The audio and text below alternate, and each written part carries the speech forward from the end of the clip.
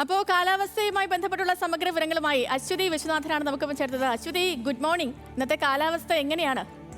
Good morning Sethu. പ്രിയപ്പെട്ട പ്രേക്ഷകർക്കും news മലയാളത്തിന്റെ സ്കൈ വാച്ചിലേക്ക് സ്വാഗതം. ഇന്നത്തെ കാലാവസ്ഥ വിശേഷങ്ങൾ അറിയാൻ വേണ്ടി പ്രേക്ഷകർ കാത്തിരിക്കുകയാണ്. എന്തൊക്കെ മുൻകരുതലുകൾ സ്വീകരിക്കണം, അതിനായി തയ്യാറായിരിക്കുകയാണ് എല്ലാവരും.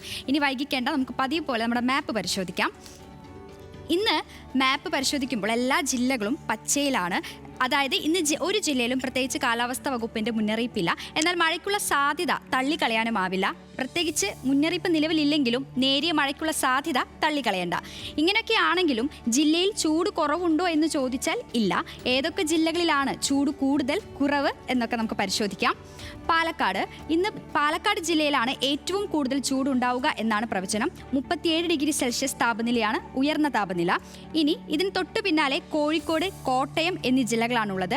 36 ഡിഗ്രി സെൽഷ്യസ് താപനിലയാണ് ഇരു ജില്ലകളിലും രേഖപ്പെടുത്തിയിട്ടുള്ളത്.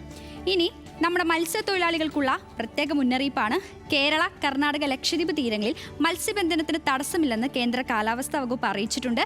കാലാവസ്ഥാ വകുപ്പിന്റെ നിർദ്ദേശങ്ങൾ കൃത്യമായി പാലിക്കാൻ മറക്കരുത്. താപനില പരിശോധിക്കുമ്പോൾ ഉയർന്ന ചൂടാണ് ഓരോ ജില്ലയിലും രേഖപ്പെടുത്തുന്നത്. അതുകൊണ്ട് പ്രത്യേകം ശ്രദ്ധിക്കേണ്ട കുറച്ച് കാര്യങ്ങളുണ്ട്. നന്നായി വെള്ളം കുടിക്കണം, പഴവർഗ്ഗങ്ങൾ കഴിക്കണം, നേരിട്ട് വെയിൽ കൊള്ളുന്നത് പരമാവധി ഒഴിവാക്കണം. ചൂട് മൂലം എന്തെങ്കിലും ബുദ്ധിമുട്ട് അനുഭവപ്പെടുകയാണെങ്കിൽ ആരോഗ്യ വകുപ്പിന്റെ സേവനം ആവശ്യപ്പെടാൻ മറക്കരുത്. നമ്മുടെ ആരോഗ്യ വകുപ്പ് അതിന് സജ്ജമായിട്ടാണ് ഇരിക്കുന്നത്.